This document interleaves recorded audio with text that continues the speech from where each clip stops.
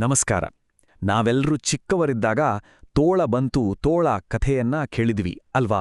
ಆದರೆ ಬನ್ನಿ, ಇವತ್ತು ಈ ಕಥೆಯನ್ನ ಬರೀ ಒಂದು ನೀತಿ ಕಥೆ ಅಂತ ನೋಡೋದು ಬೇಡ.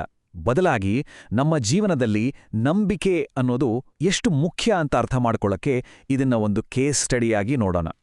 ಹಾಗಾದ್ರೆ ಈ ಒಂದು ಸರಳ ಪ್ರಶ್ನೆಯೊಂದಿಗೆ ನಮ್ಮ ಇವತ್ತಿನ ವಿಶ್ಲೇಷಣೆಯನ್ನ ಶುರು ಮಾಡೋಣ ಅಲ್ವಾ? ಸರಿ, ಕತೆ ಶುರುವಾಗೋದು ಎಲ್ಲಿಂದ? ಒಬ್ಬ ಕುರುಬ ಹುಡುಗನಿಂದ. ಅವನಿಗೆ ಪ್ರತಿದಿನ ಕುರಿ ಕಾಯೋದು ಅಂದ್ರೆ ಅಬ್ಬಾ ಎಂಥ ಬೋರು. ಆ ಏಕತಾನತೆ, ಅದೇ ಅವನ ಮುಂದಿದ್ದ ದೊಡ್ಡ ಪ್ರಾಬ್ಲಮ್. ನೋಡಿ, ಈ ಇಡೀ ಕತೆ ಶುರುವಾಗೋದೇ ಒಂದು ತುಂಬಾ ಸಿಂಪಲ್ ಆದ ಭಾವನೆಯಿಂದ. ಅದು ಬೇಸರ. ಮುಂದೆ ಆಗುವ ಪ್ರತಿಯೊಂದು ಘಟನೆಗೂ ಪ್ರತಿಯೊಂದು ತಿರುವಿಗೂ ಇದೇ ಬೇಸರನೇ ಮೂಲ ಕಾರಣವಾಗಿರುತ್ತೆ ಗೊತ್ತಾ? ಹಾಗಾದ್ರೆ ತನ್ನ ಬೋರನ್ನ ಹೋಗಲಾಡಿಸೋಕೆ ಆ ಹುಡುಗ ಏನ್ ಮಾಡ್ದ? ಆತ ಒಂದು ಐಡಿಯಾ ಮಾಡ್ದ. ಎಲ್ರ ಗಮನ ತನ್ನ ಕಡೆ ಸೆಳೆಯೋಕೆ ಒಂದು ಸುಳ್ಳು ಕೂಗನ್ನೇ ಸೃಷ್ಟಿಸಿಬಿಟ್ಟ. ಅದೇ ನೋಡಿ, ತೋಳ ಬಂತು ಅನ್ನೋ ಆಟ. ಅವನು ಸುಮ್ನೆ ತಮಾಷೆಗಾಗಿ ತೋಳ ತೋಳ ಅಂತ ಪದೇ ಪದೇ ಕೂಗೋಕೆ ಶುರು ಮಾಡ್ದ. ಪಾಪ ಇದನ್ನ ಕೇಳಿದ ಊರಿನ ಜನ ನಿಜ ಅಂತ ನಂಬಿ ಸಹಾಯ ಮಾಡೋಕೆ ಓಡೋಡಿ ಬಂದ್ರು. ಆದ್ರೆ ಅಲ್ಲಿ ನೋಡಿದ್ರೆ ಯಾವ ತೋಳನೂ ಇರ್ಲಿಲ್ಲ. ಎಲ್ಲವೂ ಸುಮ್ನೆ ಒಂದು ಆಟ. ನೋಡಿ, ಇದು ಒಂದ್ಸಲಕ್ಕೆ ನಿಲ್ಲಿಲ್ಲ. ಈ ಹುಡುಗನ ಸುಳ್ಳಿದೆಯಲ್ಲ, ಅದೊಂದು ಚಕ್ರದ ಥರ ಮತ್ತೆ ಮತ್ತೆ ತಿರುಗೋಕ್ ಶುರುವಾಯಿತು. ಪ್ರತಿ ಸಲ ಅವನು ಸುಳ್ಳು ಹೇಳಿದಾಗ್ಲೂ ಊರಿನವರ ಜೊತೆಗಿನ ಅವನ ನಂಬಿಕೆಯ ಸಂಬಂಧಕ್ಕೆ ಒಂದೊಂದು ಪೆಟ್ಟು ಬೀಳ್ತಾನೇ ಇತ್ತು.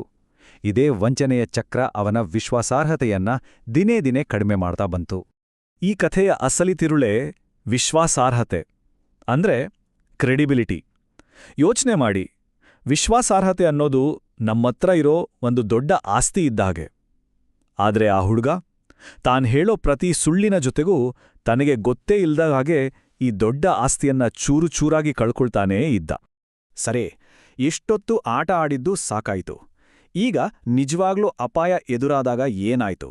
ಕಳೆದುಹೋದ ನಂಬಿಕೆಯ ಪರಿಣಾಮ ಎಷ್ಟು ಭಯಾನಕವಾಗಿರುತ್ತೆ ಅನ್ನೋದನ್ನ ನಾವಿಲ್ಲಿ ನೋಡ್ಬೋದು. ಆಗಾಗತ್ತೆ ನೋಡಿ, ಕಥೆಯಲ್ಲಿ ದೊಡ್ಡ ಟ್ವೆಸ್ಟ್. ಒಂದಿನ ನಿಜವಾದ ತೋಳವೇ ಬಂದ್ಬಿಡುತ್ತೆ. ಆದ್ರೆ ಈ ಸಾರಿ ಅವನನ್ನ ಯಾರೂ ನಂಬಲಿಲ್ಲ. ಅಯ್ಯೋ ಪಾಪ, ಅವನು ಹಿಂದೆ ಆಡಿದ ಆಟ, ಹೇಳಿದ ಸುಳ್ಳುಗಳೇ ಇವತ್ತು ಅವನಿಗೆ ಮುಳುವಾಗಿ ಕೂತಿದ್ವು.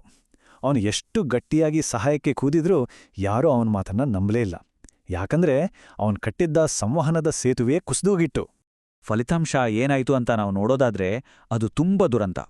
ಹುಡುಗ ಸಹಾಯಕ್ಕಾಗಿ ಕೂಗ್ತಾನೇ ಇದ್ದ, ಆದರೆ ಊರಿನವರು ಯಾರೂ ಬರಲೇ ಇಲ್ಲ. ಕೊನೆಗೆ ಆ ತೋಳ ಅವನ ಕುರಿಗಳನ್ನೆಲ್ಲ ಓಡಿಸ್ಕೊಂಡೋಯ್ತು. ನೋಡಿ, ಅವನ ಒಂದೇ ಒಂದು ತಪ್ಪು ಅಂದ್ರೆ ವಿಶ್ವಾಸಾರ್ಹತೆಯನ್ನು ಕಳ್ಕೊಂಡಿದ್ದು ಅವನ ಸರ್ವನಾಶಕ್ಕೆ ಕಾರಣವಾಯಿತು. ಹಾಗಾದ್ರೆ ಈ ಇಡೀ ಕಥೆಯಿಂದ ನಮ್ಗೆ ಸಿಗುವ ಪಾಠವಾದ್ರೂ ಏನು? ಆ ಹುಡುಗ ಹೇಳಿದ ಸುಳ್ಳುಗಳು ಅವನಿಗೆ ಎಷ್ಟೊಂದು ದುಬಾರಿಯಾಗಿ ಪರಿಣಮಿಸಿತು ಅನ್ನೋದನ್ನ ಸ್ವಲ್ಪ ಆಳವಾಗಿ ನೋಡೋಣ ಬನ್ನಿ. ನೋಡಿ, ಈ ಹೋಲಿಕೆ ಇದೆಯಲ್ಲ, ಇದು ಕಥೆಯ ಸಂಪೂರ್ಣ ಸಾರಾಂಶವನ್ನೇ ಹೇಳಿಬಿಡುತ್ತೆ. ಒಂದು ಕಡೆ ಸುಳ್ಳು ಹೇಳಿದ್ರಿಂದ ಹುಡುಗನಿಗೆ ಏನ್ ಸಿಕ್ತು? ತಾತ್ಕಾಲಿಕವಾಗಿ ಸ್ವಲ್ಪ ಗಮನ, ಸ್ವಲ್ಪ ಉತ್ಸಾಹ ಅಷ್ಟೇ. ಆದರೆ ದೀರ್ಘಾವಧಿಯಲ್ಲಿ ಏನಾಯ್ತು? ಸಂಪೂರ್ಣವಾಗಿ ತನ್ನ ನಂಬಿಕೆನೇ ಕಳ್ಕೊಂಡ. ಇನ್ನೊಂದು ಕಡೆ ಸತ್ಯ ಹೇಳಿದ್ರೆ ಏನಾಗ್ತಿತ್ತು? ಹೌದು, ಸ್ವಲ್ಪ ಬೇಸರ ಆಗ್ತಿತ್ತೇನೋ, ಆದರೆ ದೀರ್ಘಾವಧಿಯಲ್ಲಿ ಅದೇ ಅವನಿಗೆ ನಂಬಿಕೆ, ಭರವಸೆಯನ್ನು ತಂದುಕೊಡ್ತಾ ಇತ್ತು. ಕಥೆಯ ನೀತಿ ತುಂಬನೇ ಸ್ಪಷ್ಟವಾಗಿದೆ ಅಲ್ವಾ? ಸುಳ್ಳು ಹೇಳಿದ್ರೆ ನಿಜವಾಗ್ಲೂ ಸಹಾಯ ಬೇಕು ಅನ್ಸಿದಾಗ ಜನರು ನಮ್ಮನ್ನ ನಂಬದಿರಬಹುದು. ನಮ್ಮ ಮಾತುಗಳೇ ನಮ್ಮ ವಿಶ್ವಾಸಾರ್ಹತೆಯನ್ನ ಕಟ್ಟಬಲ್ಲವು ಅಥವಾ ಸಂಪೂರ್ಣವಾಗಿ ನಾಶ ಕೂಡ ಮಾಡಬಲ್ಲವು.